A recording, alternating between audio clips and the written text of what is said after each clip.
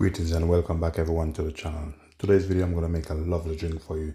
It's going to be cucumber and some pink grapefruit. So I'll take you through the process. So I'm going to use half of the pink grapefruit in this video. And I'm going to use a piece of ginger in it. If you haven't subscribed to this channel before and it's the first time you're watching, please subscribe, like, share, leave positive comments.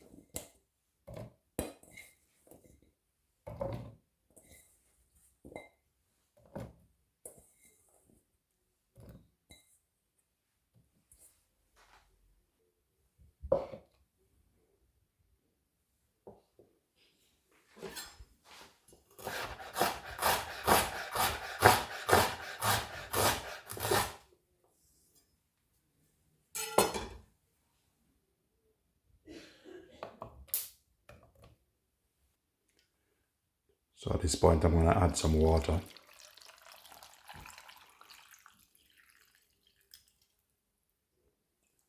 Bit of cinnamon.